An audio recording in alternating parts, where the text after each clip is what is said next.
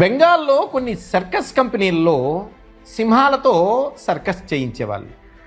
అయితే 1998లో భారత ప్రభుత్వం ఓ చట్టం తీసుకుని వచ్చింది. పులులు, సింహాలు వంటి వాటితో సర్కస్ చేయించకూడదని దాని సారాంశం. ఈ సర్కస్ కంపెనీల వాళ్ళంతా కూడా తమ దగ్గర ఉన్నటువంటి సింహాలని అడవిలో వదిలిపెట్టి వచ్చారు.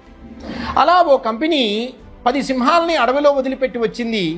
వదిలిపెట్టి వచ్చిన తర్వాత ఇవి చిన్నతనం నుండి వాళ్ళే పెంచారు కాబట్టి ఆ ప్రేమతో ఎలా బ్రతుకుతున్నాయో చూడాలని ఆ నిర్వాహకులు అడవిలోకి వెళ్ళి వెతికారు. ఆశ్చర్యంగా ఒక 6 సింహాలు చనిపోయి కనిపించాయి. అక్కడొకటి. ఎలా చనిపోయాయి అని వాళ్ళు గమనిస్తే వేట కుక్కల దాడిలో ఈ సింహాలు చనిపోయాయి. అడవి కుక్కలు సింహాల్ని చంపటం ఏమిటి అని వీళ్ళకి ఆలోచన చేస్తే వీళ్ళకి అర్థమైంది ఏమిటి అంటే, ఈ సింహాలు చిన్నపిల్లలుగా ఉన్నప్పుడే జూకు తీసుకుని రాబడ్డాయి. పాలు పెట్టి వీళ్ళు పోషించారు, కండకోసి వాటికి అందించారు. వాటికి వేటాడటం, తమ ఆహారాన్ని తాము సంపాదించుకోవటం, అవసరమైనప్పుడు తమను తాము రక్షించుకోవటం అవి మరిచిపోయాయి. తమ పంజాలో ఉన్నటువంటి శక్తి వాటికి తెలియకుండానే అవి పెరిగాయి. కానీ వేట కుక్కలు అలా కాదు కదా.